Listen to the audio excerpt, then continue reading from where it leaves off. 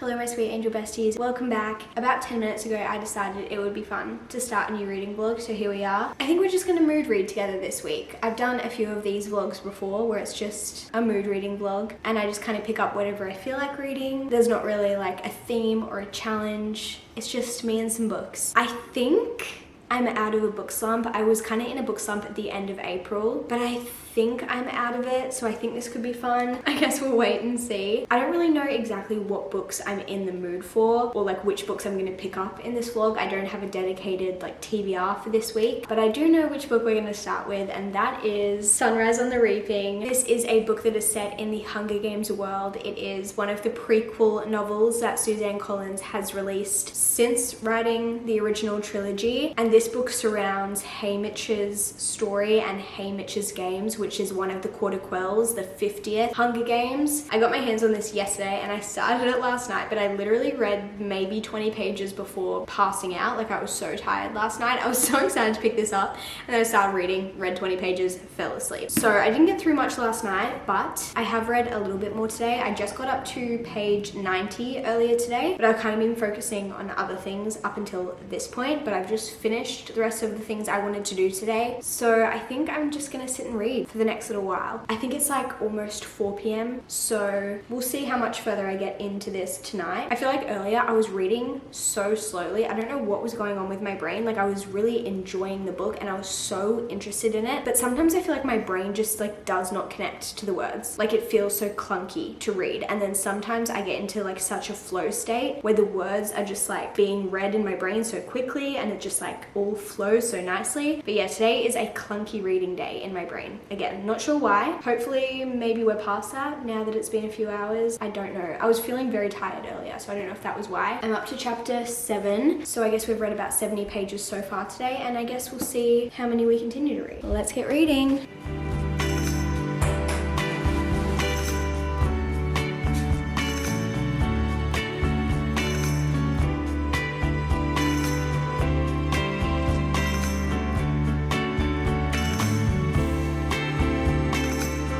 It's now like 7:30, and basically all I've done since I talked to you last is read, shower, cook dinner, eat dinner, read. I literally cannot put this book down. I'm now at page 172, chapter 13. I feel like I can't say I'm like enjoying it because it is just really sad. Like, there's just so many sad and bad things happening in this book constantly. Like, it just doesn't end, and I know it's not gonna end pretty much the whole book, because going into this book, it's weird because we know Haymitch, we know the result of his games, and you also know how Haymitch behaves and like his coping mechanisms from reading the original trilogy. So you just know he's not really a happy person, and I'm assuming certain things happen that lead to him being quite unhappy in the later books, if that makes sense. So I just know there's going to be a lot of heartbreak coming, but there's already been just so much sadness. But in saying that, this book has been written so well. I actually cannot believe that the original Hunger Games book, I think, came out in like either 2008, 2009, somewhere around there. And obviously this book published in 2025, yet all of the books that she has released over the past, how many years has it been? 17 years, I guess, flow and link so perfectly. Like, the character storylines all just match up. Like, obviously I just finished reading The Ballad of Songbirds and Snakes, which is President Snow's story, and now I'm reading Haymitch's story. And President Snow's book, that's a bit of a mouthful, like the timeline for that one is the 10th Hunger Games. This one is the 50th Hunger Games, so it's 40 years later. And then Katniss's games are the 74th games, so another 24 years later after this book. But despite there being 64 years across all of the books combined, like the timeline of it, it's just crazy how Suzanne Collins was able to make the timeline make sense, and all of the characters are important. It just blows my mind how many of the characters that we've seen in the later books have shown up in Ballad of Songbirds and Snakes, and then also this, or even just like ancestors or family members or like parents, grandparents, great-grandparents. Like, everyone is linked and everything, like there's a reason for everything. I just can't believe it. Like, it's just written so incredibly well, and like all of the mentors and all of the victors, like it's all falling into place. And like I said, I'm about to start chapter 13, and we have just had, I guess, a reintroduction technically this is the first introduction since this is the prequel. My card got full because I was talking too much, but a character just got reintroduced and I didn't realize we were gonna get her kind of like backstory, and I don't know how many details we're gonna get on her. I'm just so glad that we get to see her in this book too, because I'm really intrigued to see maybe just like how much her story might intertwine, I guess, with everyone else's. I don't know, it's just, oh my gosh, it's so good. I thought Ballad of Songbirds and Snakes was really good, but this is just like another level. I'm obsessed. Like I just love getting to understand the beginning of it all and like where everyone comes in, and it just makes everything in the like actual trilogy, like The Hunger Games, Catching Fire, Mockingjay, like makes those books even more significant, and it makes what happens in those books even more significant after reading what's happening in these ones. And I think I'm like halfway, maybe not even halfway through this book now, but I just know it's gonna be so sad, but it's so good. It's definitely giving me 5-star feelings.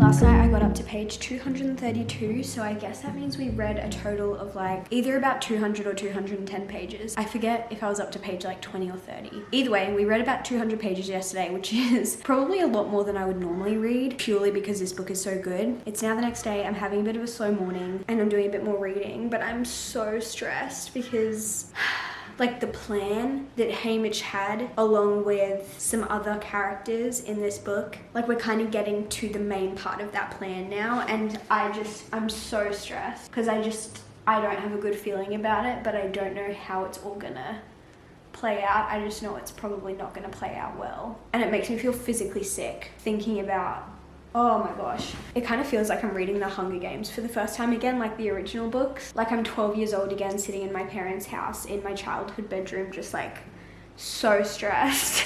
I like don't even want to read it, but I obviously do. But I just can't remember the last time I felt like so physically sick because everything is just so sad. Anyway, I guess I'll keep reading.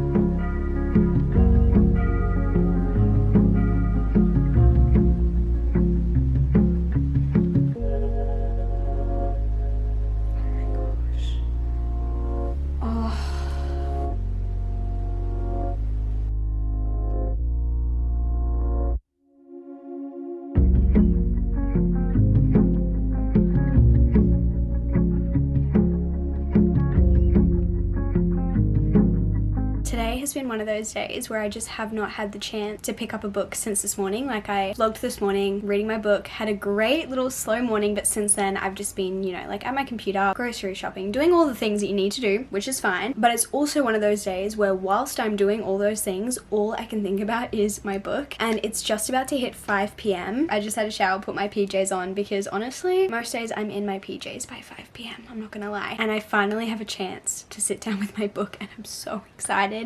I've just been waiting for this moment all day. I don't really have a super long time to read right now because I need to start cooking dinner soon. However, I do have a bit of time, so I'm just gonna take all the chances that I can get, because even tonight I have a few things I need to do. So I can't just like do what I did last night where I just like read, cooked dinner, ate dinner, read, went to bed, which normally I honestly don't care, but only because I'm just so consumed by this book. I just need to sit down and read it. I have 100 pages left, and that will take me a little while. I'm not a very fast reader. That will probably take me like probably 2 hours or something, which I don't know if that's like slow or fast, but based on what I see other people doing, I'm like, okay, maybe I'm a slower reader than I originally thought, because I feel like people are reading so quick, but I am not one of those people. But that's okay. Oh, I'm so scared because I feel like there's just so much sadness in this book, and I know it's just going to continue being sad, but it's crazy how it can be sad and like, I don't know what other word to use. I feel like sad is not the right word. Like, it's just so layered. There's so much going on, but it's so well done. But I'm definitely not like, oh my gosh, this is so much fun. Like, it's not fun. I'm not having fun. I'm very sad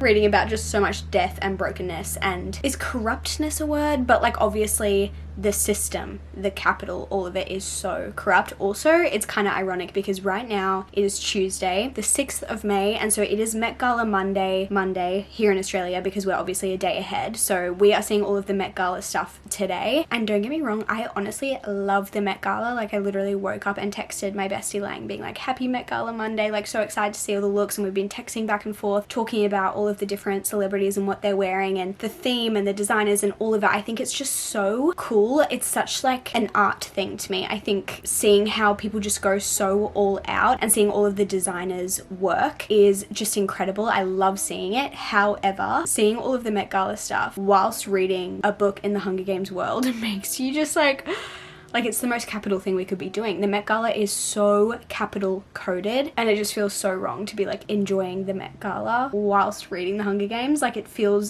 very like contradictory, which it probably is. It has hindered my enjoyment of the Met Gala a little bit because I'm just like, oh my gosh, this is so...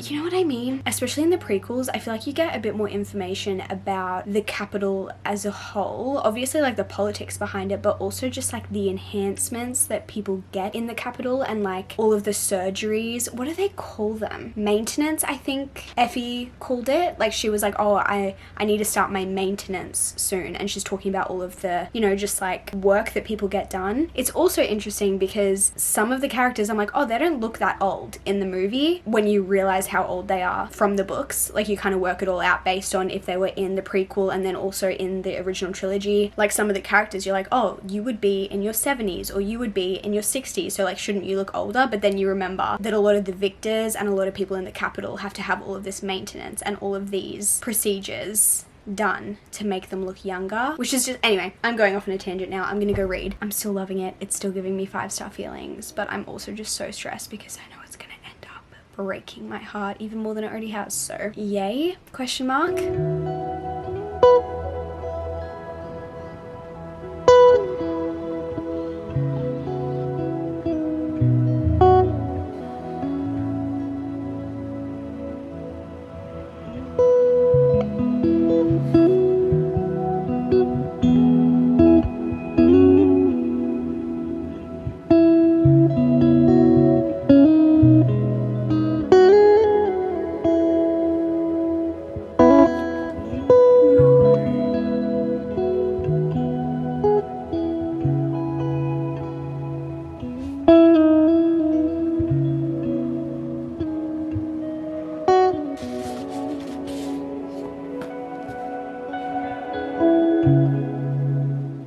It's now Wednesday, and obviously last night I finished Sunrise on the Reaping, but I was not really in a state to discuss my thoughts. But now that I've had a bit of time to process it, I thought we could sit down and chat. First of all, 5 stars from me. I thought it was so good. I was interested the whole time. I thought it was really well done. I thought the plot was interesting. I thought the pacing was really good. I liked how much it talked about like District 12 and then the Capitol and the Hunger Games. Like I feel like we got a very well-rounded book in my opinion. I really liked the characters. I thought it made Haymitch so much more likable. And it just made sense to me how he ended up where he ended up, I guess, and like how he ended up as we know him in the original trilogy. I think the only thing that I wish was a little bit different is I wish that we got to see a little bit past the point where it ended. Like timeline wise, I really wish we got to see Haymitch being a mentor over the next, honestly, like couple of decades. I think that would have made his story even stronger, and I thought it would have kind of made the world a little bit deeper, if that makes sense, kind of just extended the world a little bit more, because we know a lot of the victors from the original trilogy, like we hear a lot about past winners and things like that, but being able to see maybe some more of the other games that took place, I just would have loved to hear a bit more about that. But in saying that, I wonder if that was partly on purpose, because I wonder,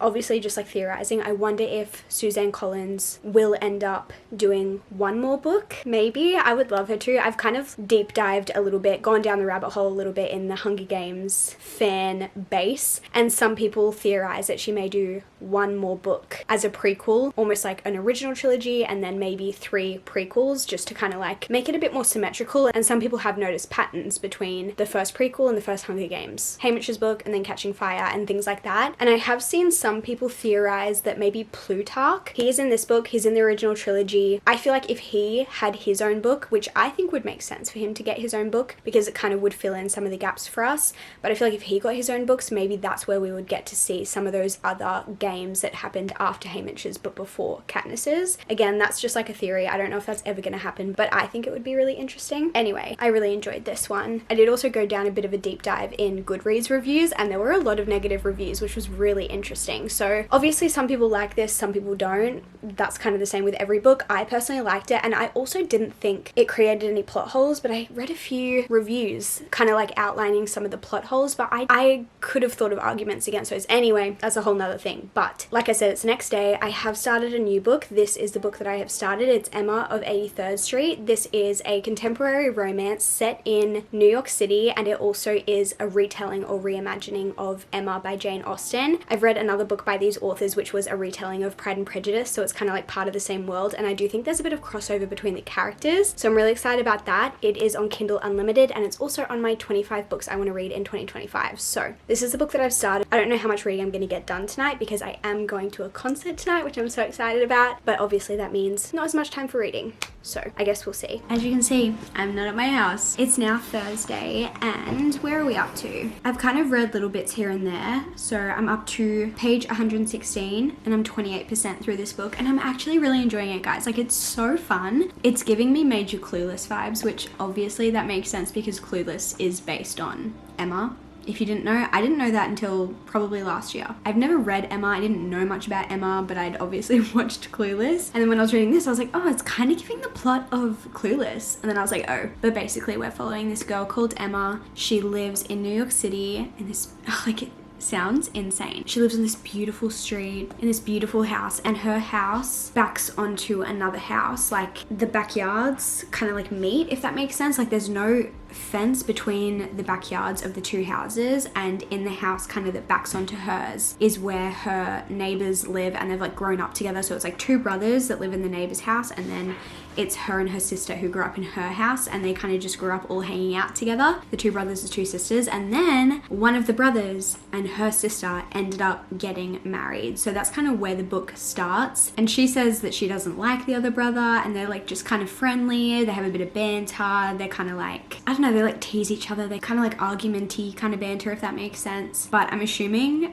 they're gonna end up together because obviously that's the story of Emma, that's the story of Clueless. But it's just really fun. She's also studying to be, I forget the word of it, but like something to do with art. Maybe an art seller, something like that. She really wants to work at the Met. That's her dream. And she's also just met a new friend, Nadine, at university, like at college, where she's studying the art degree thing. And she's kind of like giving Nadine a makeover. She's trying to give her some advice. And yeah, if you've seen Clueless, it's very much the same vibe, but imagine that like in New York City and like a little bit older. Like the characters are a little bit older. They're in their like 20s and 30s rather than like in high school, but it's so much fun. I just feel like the characters are really fun. The storyline, I'm just genuinely really interested in it, even though it's technically something I kind of like know about. Like, it's very predictable because it's based on a story that I already know. I personally haven't read Emma, but obviously I like roughly know the story. But yeah, it's just like the perfect little like palette cleanser, the perfect little like fun rom-com, and I'm really enjoying it. But I am at a little staycay at the moment, which is so fun. It's just one night with my besties. George is literally like getting ready for bed at the moment. She's my little roommate for the night. I'll probably get a little bit of reading done tonight, but probably nothing crazy. That's my little reading update for you guys. I didn't end up filming an update for you guys yesterday, but yesterday I just continued reading Emma of the 83rd Street, and then today I finished it. I only had a little bit left, maybe like 10 to 15% left or something like that. So I finished this off and I thought I would give you my final thoughts. Overall, I really enjoyed it. I just had such a fun time. It was such an easy read, like the perfect kind of just easy, fun rom-com. Again, it was very predictable because it is a retelling of a classic, so that is to be expected. But I really liked our characters. I really liked our storyline. I found it just like a fun, easy read, I guess. Like, it was just the perfect little rom-com in my opinion. I don't think it's one that will like stick with me forever. It wasn't like a 5-star read or a 6-star read, but it was just fun and it was exactly what I was in the mood for. So I think I'm gonna give this one 4 stars, and I would definitely recommend if you guys haven't read it. And like I mentioned at the beginning, I have actually read the companion novel to this one, which is Elizabeth of East Hampton, which is based on Pride and Prejudice,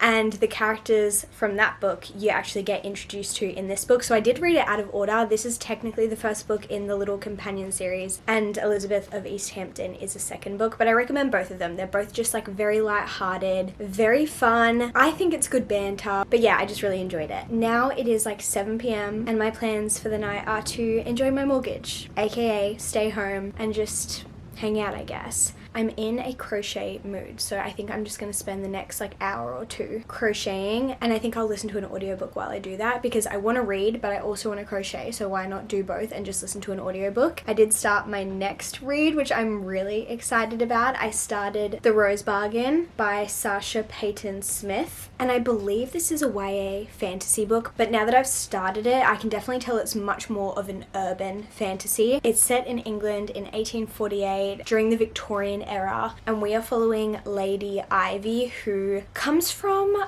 like quite a well-off family, but recently her family has been through some things and they are struggling. Like they are not thriving the way that they used to, and they are in like some financial trouble, some family trouble, stuff like that. But Ivy is now old enough to, I don't know what the correct language would be, but like start her season, I guess. And in this book, there is something called the Rose Bargain, and that is where you ask the queen, who happens to be a fairy, for something of your choosing, but you must give her something of her choosing. And whatever you ask her for is usually something that you think will help you gain a suitor, gain a husband, become favorable, and get some sort of good marriage. So maybe you might ask for a specific skill, you might ask for more beauty, you might ask for, I don't know, maybe like charm or charisma or something like that. You can ask for whatever you want, but she might ask for something like one of your fingers, or it may not even be physical. Like one of the girls in the story loses her ability to turn left or something like that, which is really interesting to me. Like she literally can't turn left. She can go straight, she can go right, but she can't turn left because that is what she traded, which is just really interesting. There's also a lot about sisterhood in this. Ivy, our main character, has a very complicated relationship with her sister, so we're looking into that as well. But so far I am definitely hooked. Like I mentioned, Ivy is starting her very first season and trying to find a husband, and she is really, I guess, like feeling the pressure to provide for her family and to kind of like fix all of the problems that her family has currently. And the queen has revealed that this year her son will be like offered up as a husband, I guess. And so she kind of like asked any girls who were interested to come forward, and Ivy thought, if I can marry this guy, like that would solve all of my problems, and I kind of have nothing to lose because my family is just struggling right now, so I may as well. But there are consequences for all the girls who don't end up becoming the wife of the prince. So we're entering this, like, I don't know if it would be like a trials kind of situation. It's not quite that, but it is a competition of sorts. It is kind of reminiscent of The Selection, but I feel like The Selection is like very YA. This is a little bit less YA, still YA, but yeah, a little bit more high stakes in this one, I feel like. But yeah, I'm really interested and I'm excited to keep reading. Like I mentioned, I think I'm going to listen to this as a bit of an audiobook because it's on Spotify, and that means I can crochet. So honestly, a perfect night in my opinion.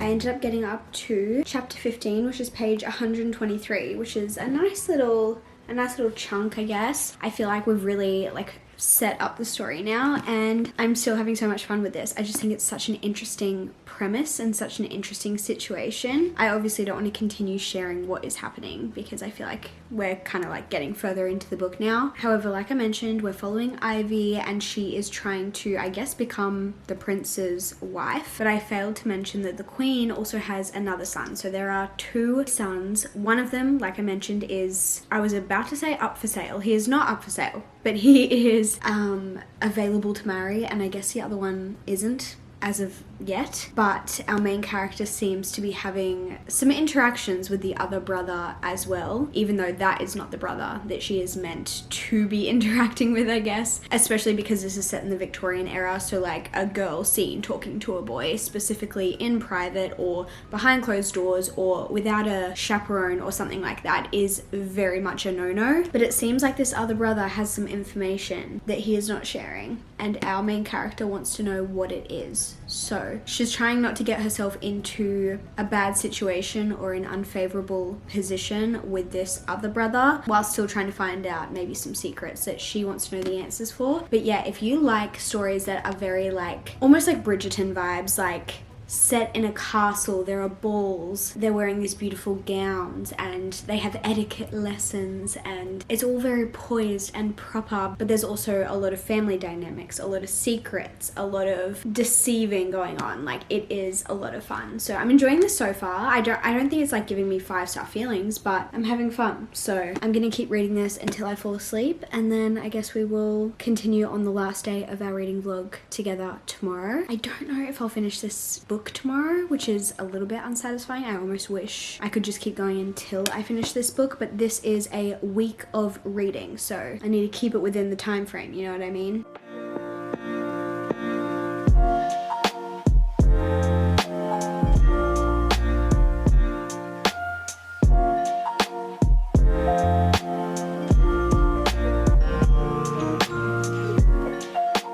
Little reading update. I don't have too much to say, but I just got up to chapter 27, which is page 269. And so I have roughly 100 pages left, maybe just over 100 pages left. Yeah. And so I thought I'd check in. I'm enjoying this. I'm having fun. I'm having a good time, but I am a little bored at times. I feel like it's moving a little bit slowly at times, and I don't know why, but I just like don't care that much about our characters, but I don't know why.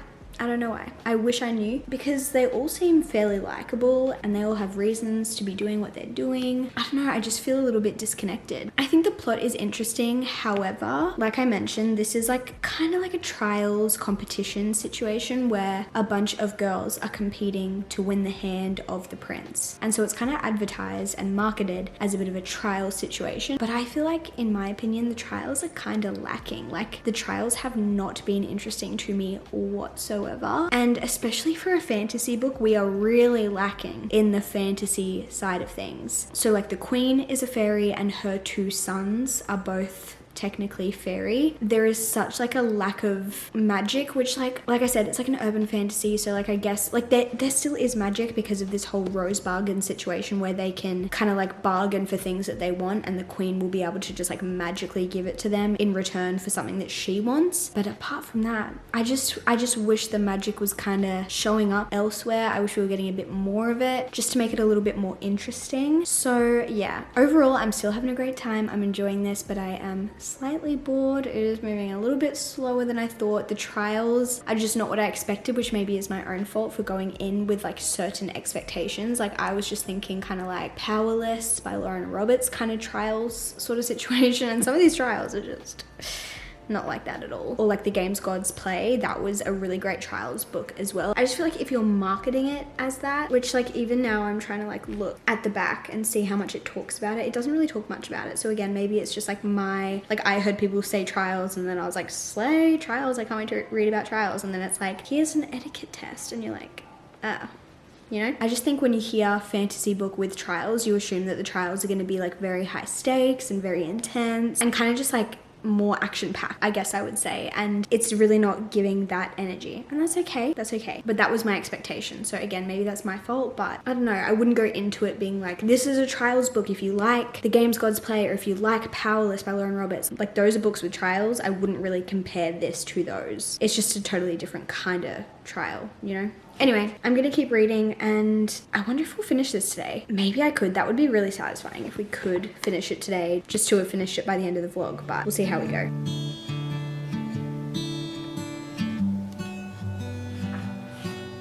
I ended up finishing The Rose Bargain, and that ending was so good. I was not expecting that, and I don't know if it was super obvious and I just like totally missed the clues to it, but I just did not expect things to line up the way they did. And so props to this author, because you got me, and I loved the ending. I felt like it was fast paced. We got some reveals, but we also got some more secrets and some more like, oh my gosh, what's gonna happen next. It says in the back that it is part of a duology, and so there is another book coming. I feel like this book was sitting in between a 3 and a 4 star for me pretty much the entire time, but the ending really just like got it over the line for me into the 4-star realm. So I do think I'm gonna give this one 4 stars. It was a lot of fun. Again, I wouldn't go into this expecting the trials to kind of be the main thing, because whilst they were important to the story, they weren't necessarily taking up a lot of time in the plot. Like there's a lot of other things going on, and so yeah, I just feel like the trials weren't like the main thing. But in saying that, I do think that was based on like what I'd heard about the book. Like other people I've heard talk about it be like, oh my gosh, it's like the selection and there are trials and da da da, whereas the book itself doesn't really market itself as a trials type of book. So again, those were like my expectations and they weren't really the correct expectations going into it, but I just wanted to mention it in case you are also thinking, oh my gosh, a trials book, because yes, but also like not really. And again, the magic isn't like the biggest thing ever, but I wouldn't be surprised if we see a lot more magic in the next book, because based on how this one ended and just the way that the world I think is going to shift, or at least what we see of the world is going to shift, I wouldn't be surprised if we get a lot more magic in the second book. So I'm excited for that. Probably won't be out till I'm assuming next year or later, but yeah, this was fun and I'm really glad that I picked it up. And just a little recap in case anybody forgot.